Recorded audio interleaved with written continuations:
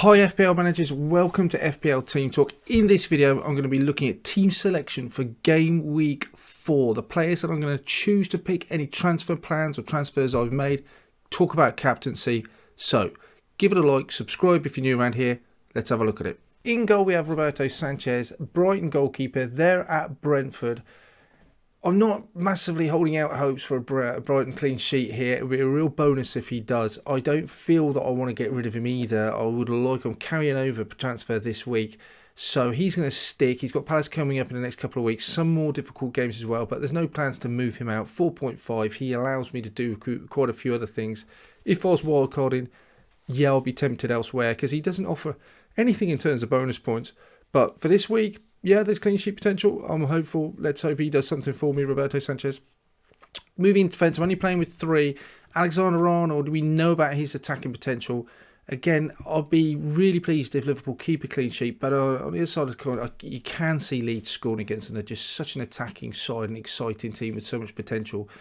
But even if he loses that clean sheet, Trent has the ability to get those bonus points and a goal threat as well. So have a, again, he just set and forget for me, Trent. Even if I was wildcarding, he'd be in the new side. Ben White hasn't played this since the Brentford game. This is his first outing in my team. He's dropped in price since I bought him at the start of the season in the very first team. By all intents and purposes, he is fit and ready to play. He played a behind closed doors game against Brentford midweek. So predicted lineups has him playing as a centre back. He was never really brought in for his attacking potential, so whether he's playing centre-back or CDM doesn't really make a lot of difference for that for me. At home to Norwich, I'm expecting a clean sheet from him at least. Anything else is a real huge bonus. Luke Shaw, I'm hoping a lot of people moved him out with the wildcards, and he's at home to Newcastle. That's a great fixture. All the talk about Ronaldo could really benefit Shaw. He's the one who's going to be putting and feeding those crosses in. Ronaldo getting on the end of him. That's what he likes. So maybe in a longer term, there's potential for attacking returns from Luke Shaw. He's just a great player anyway. And only Newcastle, Manchester United defence with Varane now in there as well. It looks pretty good. So again, I'm hopeful and I'm expecting 3 points from Luke Shaw. Moving into my midfield, I've got Greenwood. He's returned in all 3 games. He just stays. I do have reservations about him longer to medium term. Sancho will presumably start more games out wide, pushing Pogba back into that sort of holding role with Ronaldo up front. So where does Greenwood fit into all that? He'll be competing with Martial and Rashford when he comes back. For the time being, he's absolutely nailed in that side. But I do think over the next few weeks, with a potential wild card later on, I think he will come out.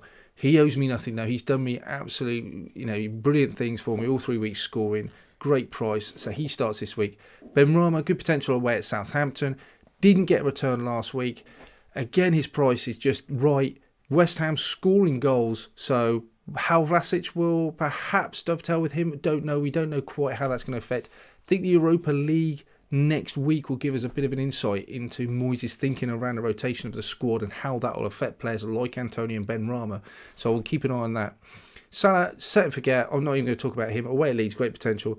Rafinha, if he plays, if the Brazilians in the Premier League are cleared to play, then he will come into the side.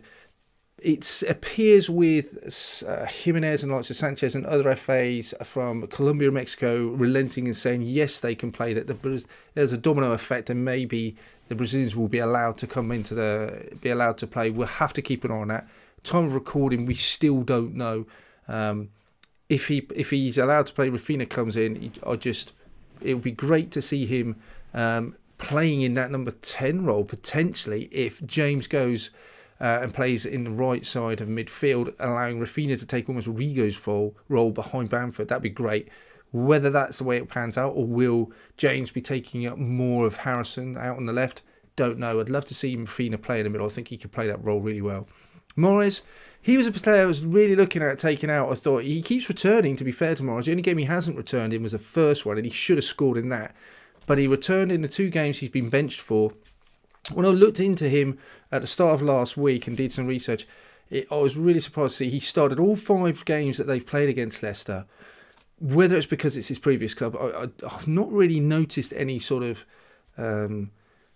softness towards Pep playing teams against his previous clubs. But Mahrez, but you know what? He's played all 5 of them. He's always missed the previous game, at least the previous game before he's played against Leicester. Once he missed 4 games, and then he was just brought in for Leicester. 4 out of those 5 games, he has played 90 minutes. He scored, I think, 1 goal, 2 assists in those 5 games. So just for the fact that he starts Mahrez, if he starts, and all the suggestions are that it points to him starting, then I just keeping him in there. I just think the damage he could do if he gets 90 minutes. His goal involvement XG this year is phenomenal. He's nearly 2 goal involvements per 90 minutes. Now he's only got, I think he's got 1 goal, 1 assist, but he's only played 122 minutes. He's played less than 2 games, and he's got those 2 goal involvements because he's just coming off the bench and chipping in. So he is due a start. Jesus, I mean, it's give and take because if Brazil do keep their foot down and nothing gets resolved in these Brazilian players such as Rafinha, Ederson and Alisson, Fabinho, Jesus is one of them, are not allowed to play. Rafinha has to come out, but so does Jesus. Mahrez then has to play on that right-hand side. So I don't know what I'm hoping for. I think I would actually probably prefer the Brazilians not to play from selfish reasons, and then Mahrez is definitely starting. But all the evidence that I've looked at so far says that Mahrez will start. So I'm keeping him in for this week. And then roll in the transfer. Up front, then we've got Calvert-Lewin. There was some talk about him. He's got a flag on him. He was carrying a knock before, during the start of the season, this toe injury, and he's been playing through the pain barrier. So Benitez has sort of said that he's been constantly playing through this pain barrier. He did pick up a thigh strain, but nothing was mentioned in his press conference about it. It's almost suggested in the press conferences that he will just keep playing through the pain. Benitez rates him that highly. He wants him playing. Antonio, I'm not going to talk too much about Antonio. He just is a set and forget for me at the moment. You just expect him at some point, I think, to get injured. That's what Antonio seems to really stops his, almost stunted his career in some ways. Playing against his old club called Southampton, I've got a captain armband on at the moment. I am not 100% set on that at all. It'd be brave. I could put it on Mahrez. Someone's talked me out of putting it on Luke Shaw as a defender. I just wonder if that clean sheet potential is there against Newcastle. But I'm not against putting it on Calvert-Lewin now. He's on penalties either. At a game at home to Burnley, we know how much Burnley are quite susceptible to conceding goals. And headed goals, statistically, they're conceding a lot of headed goals and set pieces. And we know how good Calvert-Lewin is in the air. So there's a conversation to be had around Calvert-Lewin and having him as captain. So I haven't completely set on those two. On my bench, if Rafinha doesn't play, I've got Danny Ings. I don't really want to play him at Chelsea for obvious reasons. I don't think he's going to just get an opportunity against Chelsea. If he does, it'll be a real bonus. He scored there last year, I remember, but this is a different Chelsea under Tuchel. Ayling will come in if Rafinha is suddenly blanked out because of the Brazilian situation.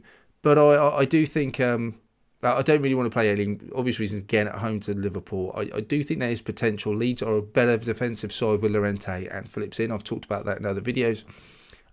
So, you know, I can see that. Lots of people talking about that Leeds-Liverpool game being high scoring.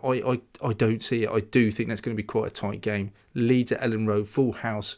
We've had time to train and get players back to fitness. Llorente should be full fitness now. I think he's massively important. I don't see a lot of goals in it, if I'm honest. So that's my team, guys. Please leave a like, subscribe if you're new around here, if you enjoy this sort of content. Please let me know who you're captaining this week, because I'm still undecided. Anything that you would like us to talk about as well, please let me know. In the meantime, best of luck this weekend, game week 4. Let me know how you get on, and I shall see you on the other side. Good luck.